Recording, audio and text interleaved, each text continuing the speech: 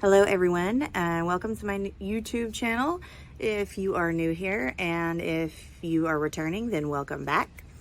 I'm excited about today's video for two reasons. One, I am making my debut, I guess you could say, and two, I am participating in this month's 5 Under 5. This month's theme is Fall Frenzy Decor.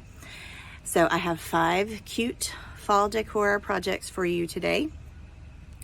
And I'll get into that playlist collab a little bit later. For now, I hope you enjoy my 5 fall projects that all cost under $5. All right, this first project is my absolute favorite one, and it looks like it costs so much more than it did. I think total I have about $1.25 into this whole project. All right, so you're gonna need these 3 wood rounds. I got these in a package of, it's got round, oval, and squares in it from Hobby Lobby. 40% off, it's $2.99. And then this faux tile from the Dollar Tree. You just need a small little circle of it, and you can see my oval one kind of up there in the corner. So I used wood glue to glue my wooden pieces together, and then super glue for the tile.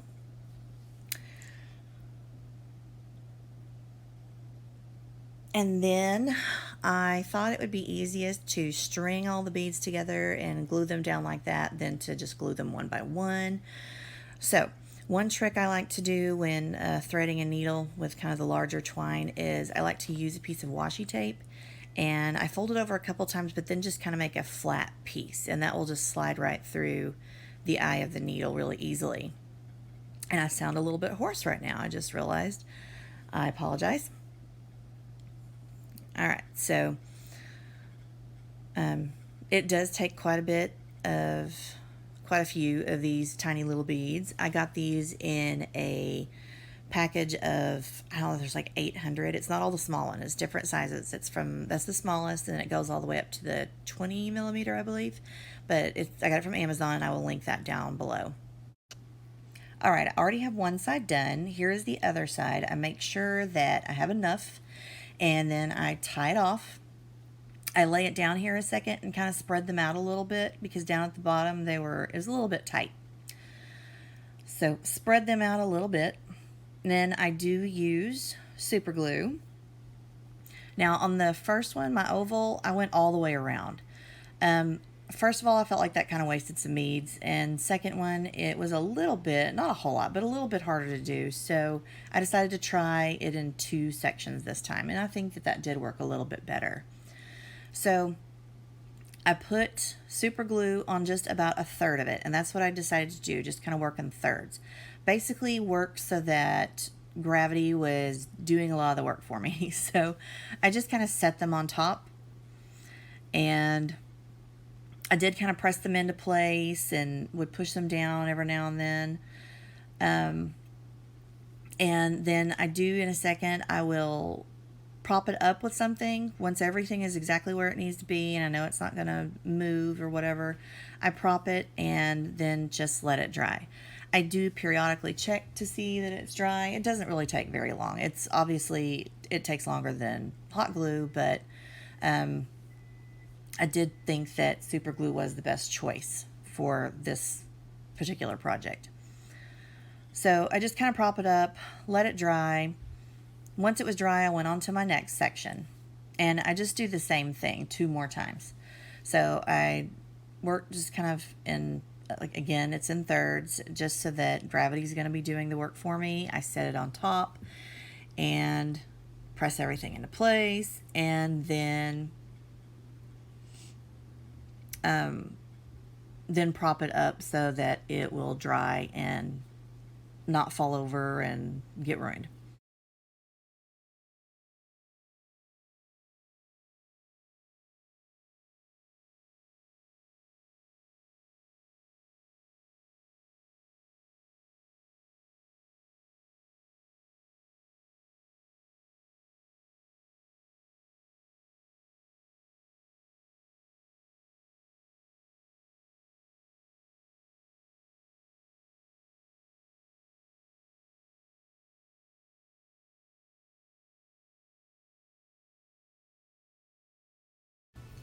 Well, I found out the hard way that these are, in fact, not indestructible.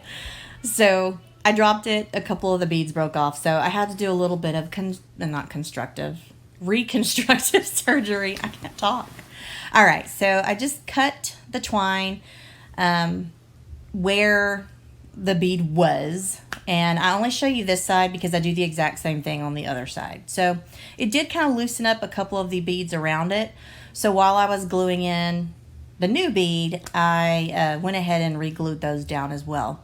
A couple of the beads in the pack of beads that I had ordered from Amazon, the hole didn't go all the way through, so I thought this was actually a good purpose for those because it didn't need the hole all the way through. So I just kind of pressed that in place and let it re-dry before I went on to painting.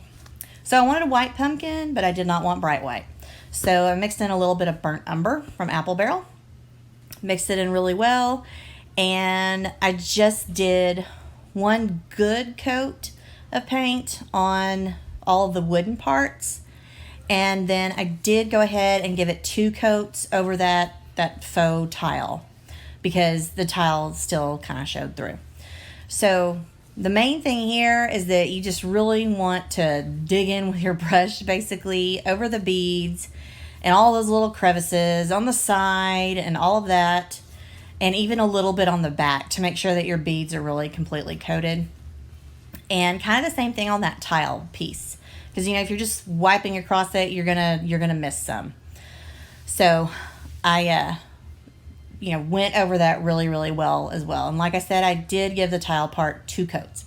And I was also sure to go around the edges of that piece as well, and even kind of a little bit underneath it, because where the tile is raised, you can see the wood under there. So I was sure to get my brush under that part. Here she is, all painted and pretty. She just has a little bit more and then she's done. So it needs a stem. I just went out to my yard and got a stick and broke off a piece that fit well and super glued that onto the back. And then I'm going to dress it up a little bit more with some of this berry twine or ribbon, whatever you call it, from the Dollar Tree, and I do super glue that on as well. So I guess here is as good a point as any for me to make a confession. So I probably would use super glue for all of this stuff anyway, but I'm about to blow your mind because I, Erin, lifelong crafter, former teacher, do not have a glue gun. So I did used to, but they have disappeared. I had really nice ones, but they both disappeared. So right now I'm sticking with the super glue and wood glue and paper glue and other glues. All right, so last thing I really need to do here is to tie some of this lace ribbon on the front of it. And then in a second, I'm going to show you a few different options you have for displaying it. Now I am sitting it, so it doesn't need to stand basically. But what you could do is the tumbling tower blocks, or the little squares from Crafter Square at the Dollar Tree, or little clothespins. Any of those would work to help them stand.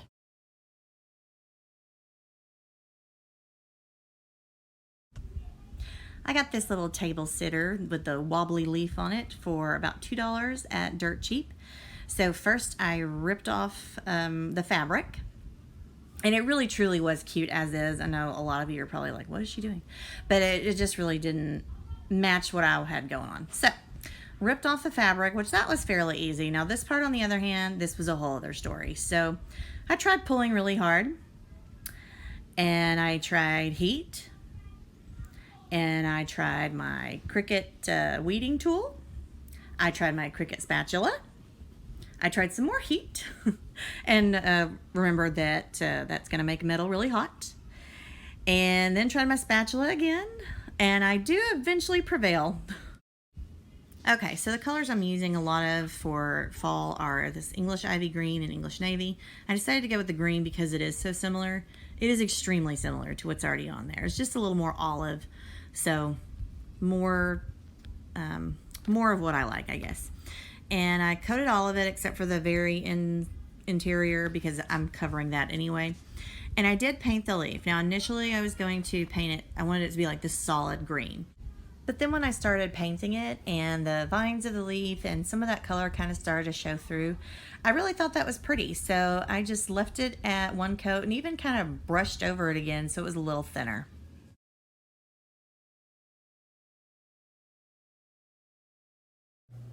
Next up, we have a cute apple sign. So you're going to need one of these apple signs from the Dollar Tree and one of the pressed tin, faux pressed tin pieces from the Dollar Tree. So if you haven't used this before, the back has like the sticky part and then there's the pressed tile. So you'll want to take the adhesive part off of it.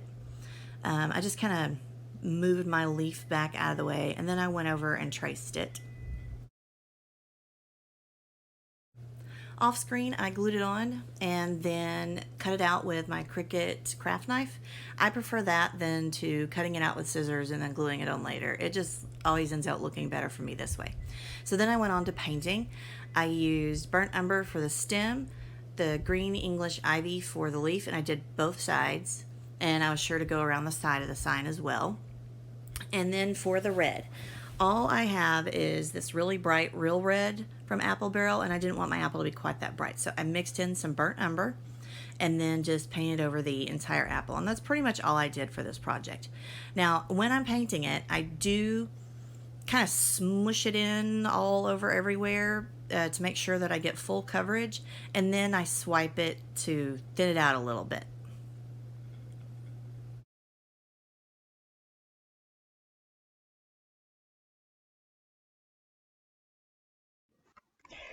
The 5 Under 5 Open Playlist DIY Challenge is hosted every single month on the 5th at 5 p.m.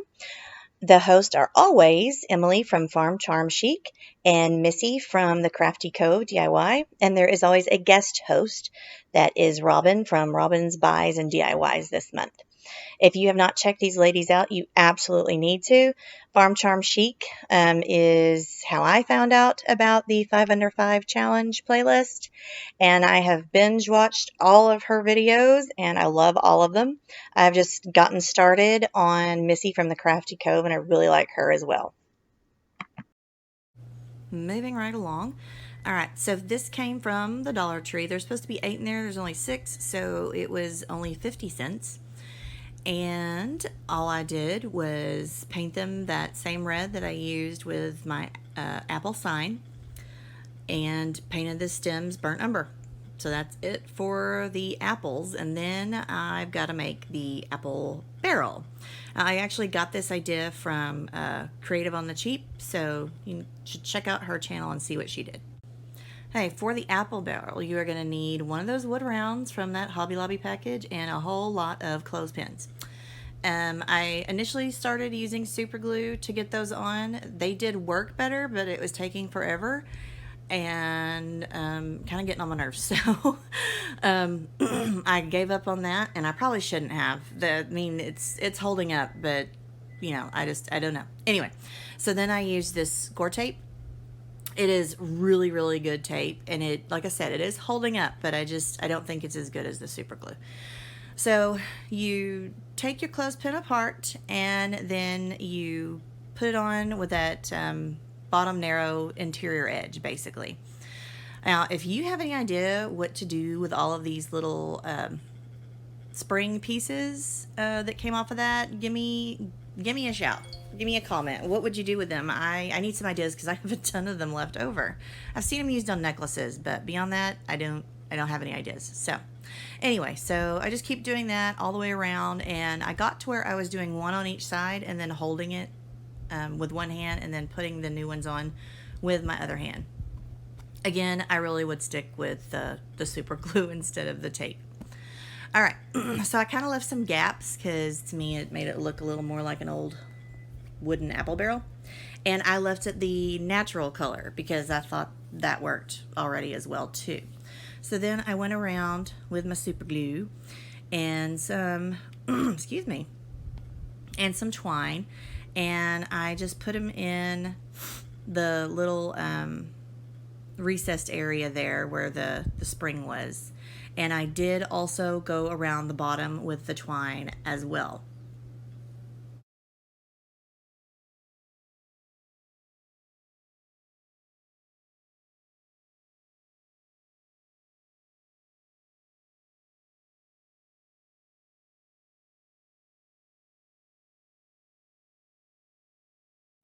Okay, here it is with all the twine all over it.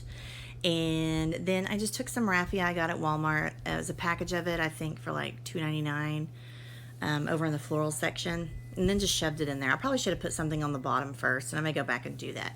And you notice that now I only have 5 apples. Yeah.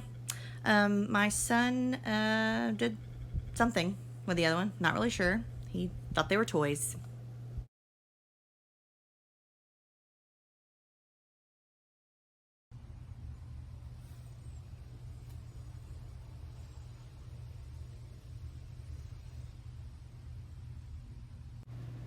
All right, we started the video with my most favorite. Now I guess we're ending it with my least favorite.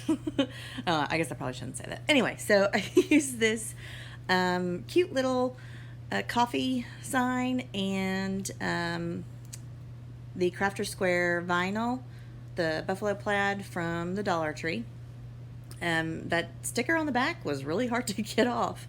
Anyway, so I just kind of trimmed it out, kind of down to size. And like I said earlier in the video, I like to go ahead and put things on and then cut around it with my craft knife. So I ripped off the original picture because it was kind of hanging over on the side. And then I did go and sand it a little bit just so that it was smooth. All right, I'm not covering the entire thing because I'm using a different vinyl for what would be the lid. All right, so I put my buffalo check on there, and then I go around and trim it out.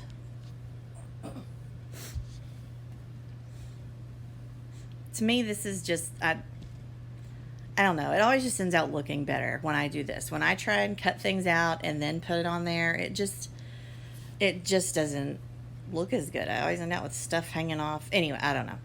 All right, so I trimmed off a little bit there, again, where the lid would be. I'm still going to end out with a little bit of overlap, but that's fine. All right, I'm using this glitter vinyl from Cricut. I believe it's called Rose. Well, it's kind of a taupe-ish kind of color to me, but, you know, they didn't ask me what to name it. So, all right, so I put that down for the lid, and again, I just trim around the edges, and I do flip it over and trim on the front as well, and I give it kind of a curve to make it look a little more, I guess, realistic, like a lid. And then I go around and sand the edges just to give it that, you know, nice smooth finish on the edges and get off any little bits that I might have missed when I was trimming it. So I'm going to use that same glitter to do a little circle in the center. To cut it out, I used one of the stitch circle dies from Pink and Maine. It comes in a set, and I ended up deciding on a larger one. So I've never cut vinyl with my die cut machine before, my Big Shot, and it did something weird. It cut through, but it was still together. I don't know what it did. Anyway, so I just slid my scissors around that. I didn't actually have to cut. I just slid the scissors around and it separated. And then I put it down. I did not get it very centered, but apparently vinyl sticks to vinyl really well, and it was not going to come up. So it is where it is. And then I went around with my black paint pen, and I put PSL in the center for a pumpkin spice latte. And then I cuted up the letters a little bit and added some little dots and things like that, trying to make it cute. And then I go up onto the lid and add like lines and dashes just to kind of outline it and mimic the lines of where, or the shape, I guess, of a real lid. And in a little bit, I add some lighter lines to kind of, it feels silly calling that shading, but I guess that's what it is. And then I go through with white and, you know, just kind of cute up my letters a little bit. And then I go around and do dashes around the circle. And up on the lid, I kind of add, again, I kind of feel silly calling them highlights, but I guess that's what they are. It was just dull to me, so I added some of this green ribbon from Hobby Lobby. And I thought I might use the berries, but they just didn't look good, so I didn't. And I honestly, I still just don't love it. So I think I'm just going to have to sit with it, or, you know, let it sit on my coffee bar for a while and see how I feel about it. It may get a makeover.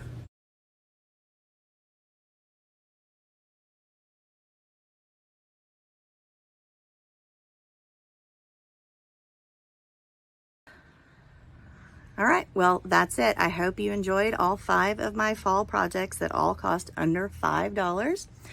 And definitely check out all of the rest of the amazing YouTubers that are also doing their 5 under 5 fall projects today. And if you enjoyed this video and you haven't, then be sure to check out some of my other videos. And I would love it if you would consider becoming a subscriber. I hope that you have a wonderful evening, weekend, all of the above. And thank you for joining me.